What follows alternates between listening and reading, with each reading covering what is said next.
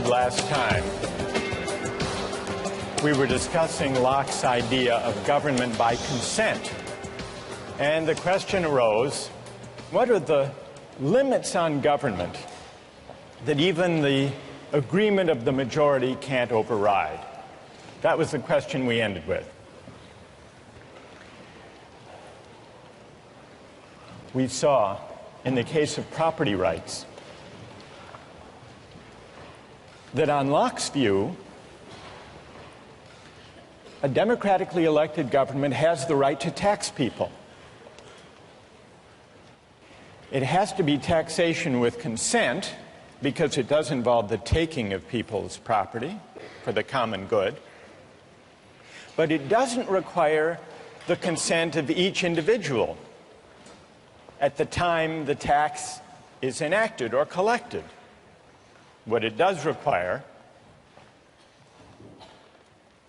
is a prior act of consent to join the society, to take on the political obligation.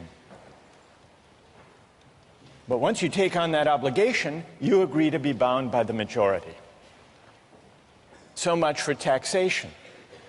But what you may ask about the right to life?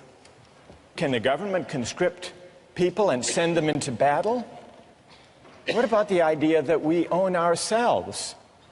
Isn't the idea of self-possession violated if the government can, through coercive legislation and enforcement powers, say, you must go risk your life to fight in Iraq? What would Locke say? Does the government have the right to do that? Yes. In fact, he says in 139, he says, what matters is that the political authority or the military authority not be arbitrary. That's what matters. And he gives a wonderful example. He says a sergeant, even a sergeant, let alone a general, a sergeant can command a soldier to go right up to the face of a cannon where he is almost sure to die. That the sergeant can do. The general can condemn the soldier to death for deserting his post or for not obeying even a desperate order. But with all their power over life and death, what these officers can't do is take a penny of that soldier's money. Because that has nothing to do with the rightful authority. That would be arbitrary, and it would be corrupt. So consent winds up being very powerful in Locke, not consent of the individual to the particular tax or military order, but consent to join the government and to be bound by the majority in the first place. That's the consent that matters. And it matters so powerfully that even the limited government created by the fact that we have an unalienable right to life, liberty, and property, even that limited government is only limited in the sense that it has to govern by generally applicable laws, the rule of law. It can't be arbitrary. That's Locke. Well, this raises a question about consent. Why is consent such a powerful moral instrument in creating political authority and the obligation to obey?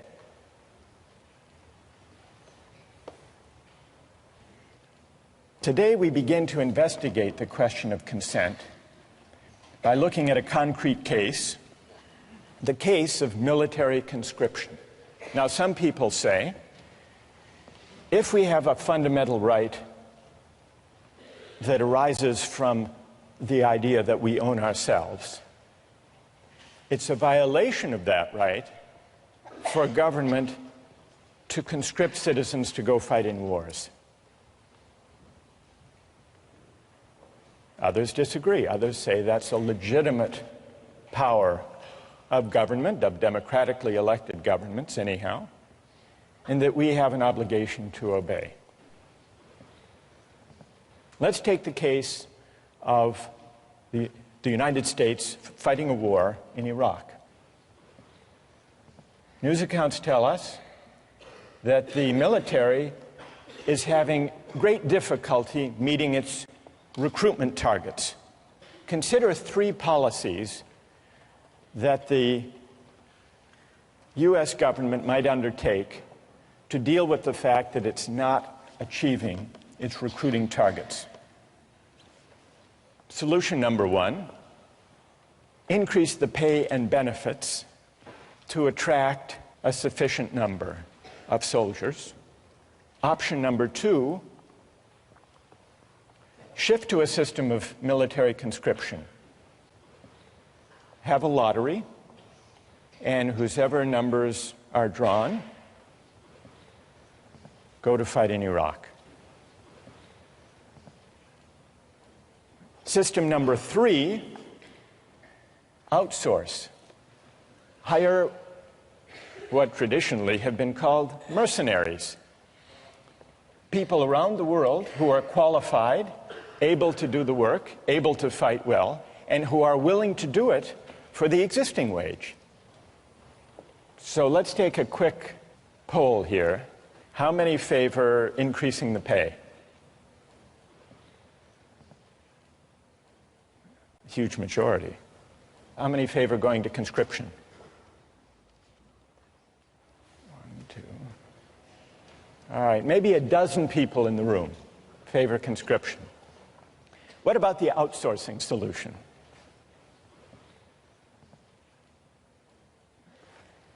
Okay, so there may be about 2-3 dozen. During the Civil War, the Union used a combination of conscription and the market system to fill the ranks of the military to fight in the Civil War. It was a system that began with conscription, but if you were drafted and didn't want to serve, you could hire a substitute to take your place. And many people did. You could pay whatever the market required in order to find a substitute. People ran ads in newspapers, in the classified ads, offering $500, sometimes $1,000 for a substitute who would go fight the Civil War in their place. In fact, it's reported that Andrew Carnegie was drafted and hired a substitute to take his place for an amount that was a little less than the amount he spent in a year on fancy cigars.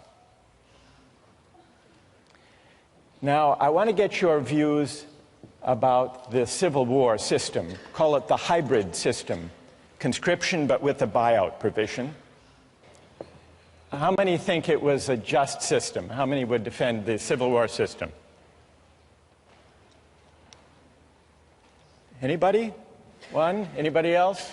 2, 3, 4, 5. How many think it was unjust? Most of you don't like the Civil War system. You think it's unjust. Let's hear an objection. Why don't you like it? What's wrong with it? Yes. Well, by paying $300 for to be exempt one time around, you're really putting a price on on valuing human life. And we established earlier that's really hard to do. So they're trying to accomplish something that really isn't feasible. Good. So paying someone $300 or $500 or $1,000. You're basically saying that's what their life is worth to you. That's what their life is worth. It's putting a dollar value on life. That's good. And what's your name? Liz. Liz. Well, who has an answer for Liz? You defended the Civil War system. What do you say? If you don't like the price, then you have the freedom to not be sold or hired. So it's completely up to you. And I don't think it's necessarily putting a specific price on you. And if it's done by himself, I don't think there's anything necessarily morally wrong with that. So the person who takes the $500, let's say, he's putting his own price on his life, or on the risk of his life, Right. and he should have the freedom to choose to do that. Exactly. What's your name? Jason? Jason, thank you. Now we need to hear from another critic of the Civil War system. Yes. It's a kind of coercion almost to people who have lower incomes. For Carnegie, he can totally ignore the draft. $300 Right. is, irrelevant in terms of his income. For Right. someone of a lower income, they're essentially being coerced to draft, to be drafted, or it's probably they're not able to find a replacement. Or Tell me your name. Sam. Sam. All right, so you say, Sam, that when a poor laborer accepts $300 to fight in the Civil War, he is in effect being coerced by that money given his economic circumstances. Whereas Carnegie can go off, pay the money, and not serve. All right, I want to hear if someone has a reply to Sam's argument that what looks like a free exchange is actually coercive. Who has an answer to Sam? Go ahead. I'd actually agree with him in saying You that... agree with Sam? I agree with him in saying that it is coercion in the sense that it robs the individual of his ability to reason properly. Okay, and what's your name? Raul? All right, so Raul and Sam agree that what looks like a free exchange, free choice, voluntary act, is actually, it involves coercion. It's profound coercion of the worst kind because it falls so disproportionately upon one segment of the society. Good. All right. So Raul and Sam have made a powerful point. Who would like to reply? Who has an answer for Sam and Raul? Go ahead. I don't think that these drafting systems are really terribly different from, all volunteer army sort of recruiting strategies. The whole idea of, having benefits and pay for joining the army is, sort of a coercive strategy to get people to join.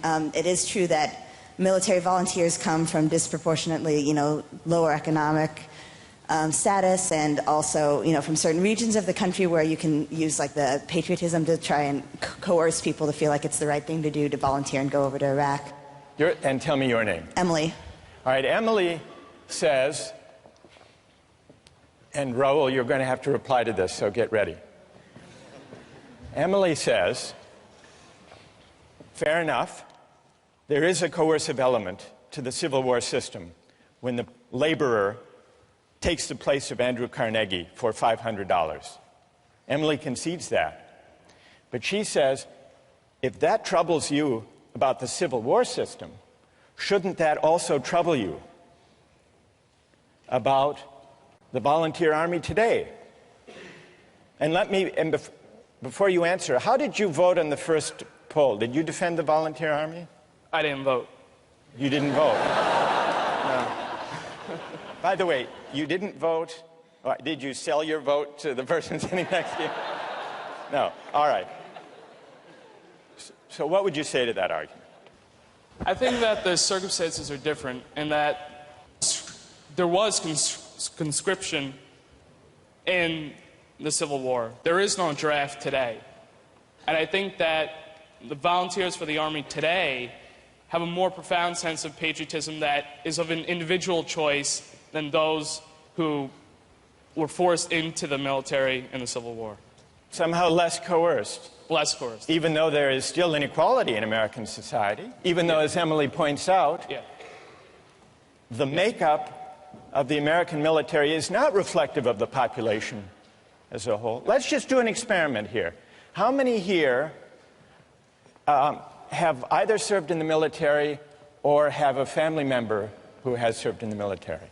In this generation, not parents, family members, in this generation. And how many have neither served nor have any brothers or sisters who have served? Does that bear out your point, Emily? All right, now we need to hear from, most of you defended the idea of the all-volunteer military, overwhelmingly. And yet, overwhelmingly, people consider the Civil War system unjust.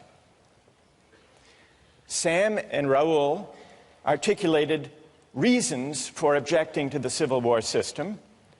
It took place against a background of inequality, and therefore the choices people made to buy their way into military service were not truly free, but at least partly coerced.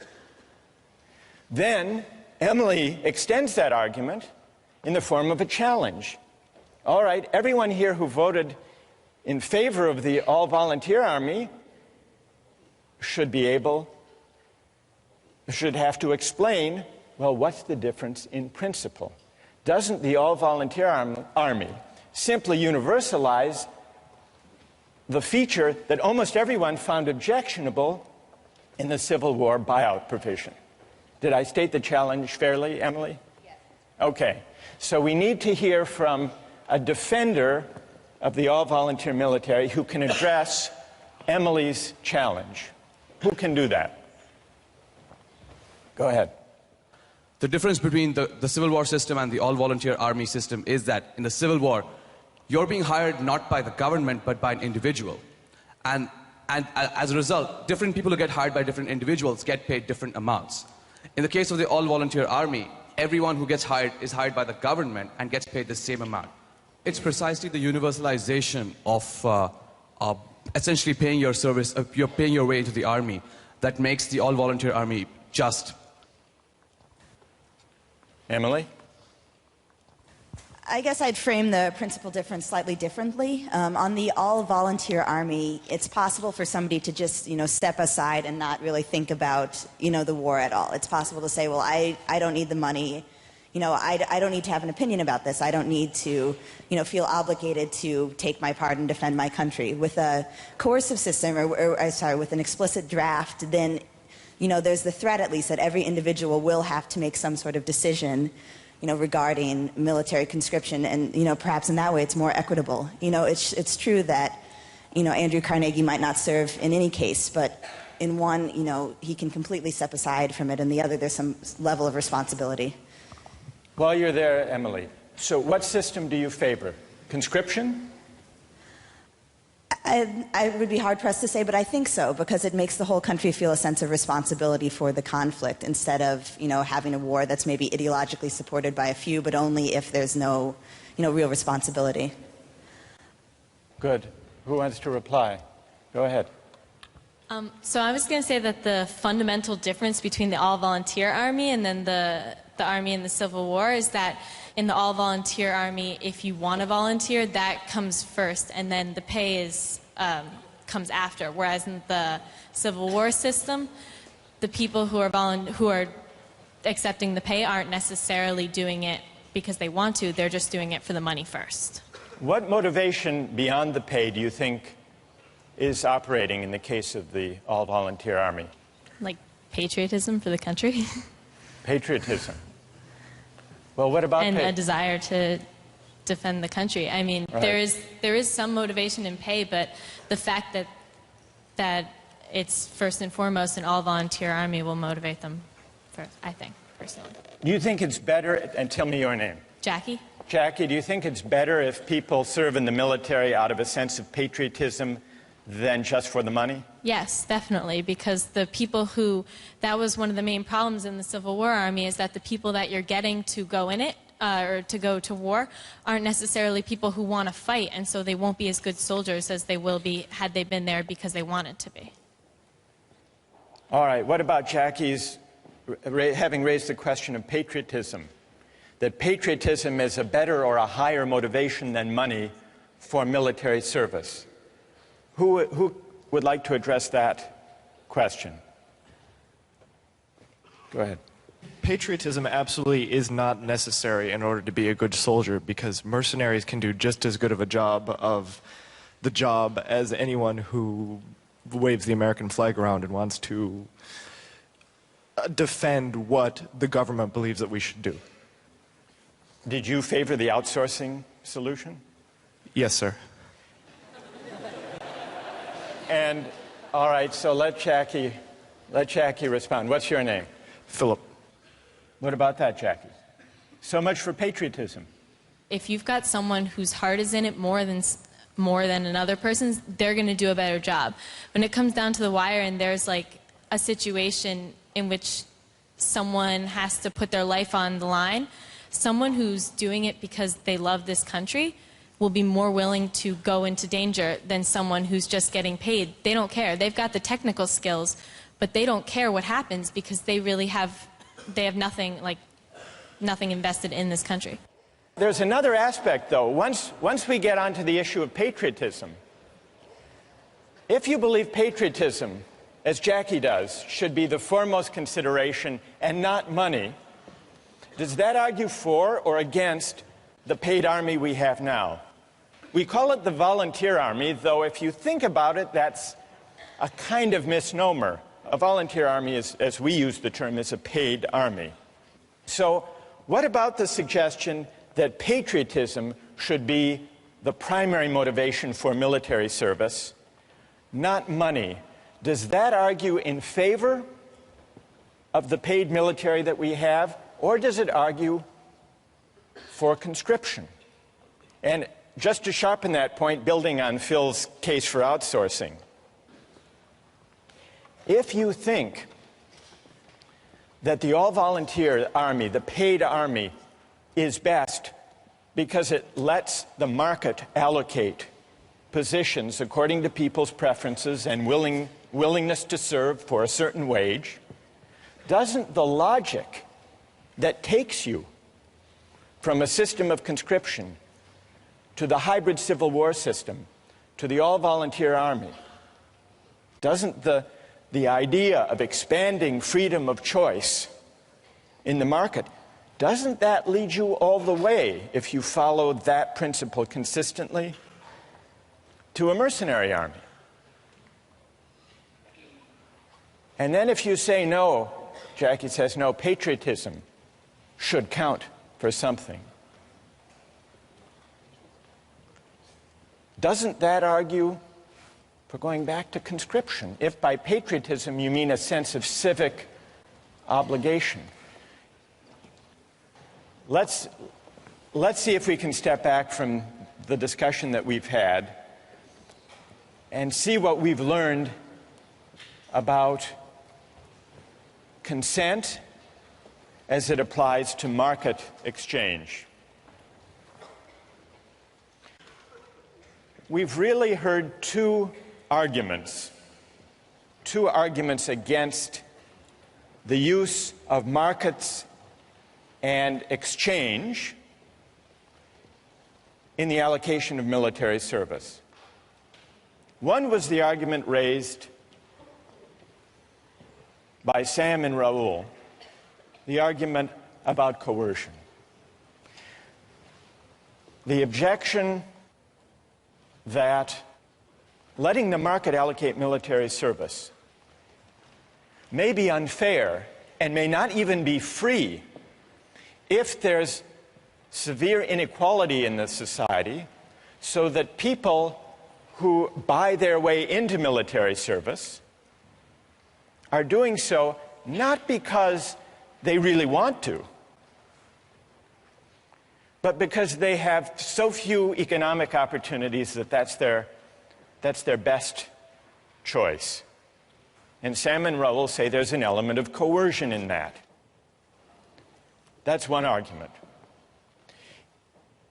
Then there is a second objection to using the market to allocate military service. That's the idea that military service shouldn't be treated as just another job for pay because it's bound up with patriotism and civic obligation. This is a different argument from the argument about unfairness and inequality and coercion. It's an argument that suggests that maybe where civic obligations are concerned, we shouldn't allocate duties and rights by the market. Now, we've identified two broad objections. What do we need to know to assess those objections? To assess the first, the argument from coercion, inequality, and unfairness, Sam, we need to ask what inequalities in the background conditions of society undermine the freedom of choices people make to buy and sell their labor. Question number one. Question number two, to assess the civic obligation patriotism argument, we have to ask, what are the obligations of citizenship? Is military service one of them or not? What obligates us as citizens? What is the source of political obligation? Is it consent, or are there some civic obligations we have even without consent for living and sharing in a certain kind of society? We haven't answered either of those questions, but our debate today about the Civil War system and the all-volunteer army has at least raised them, and those are questions we're going to return to in the coming weeks.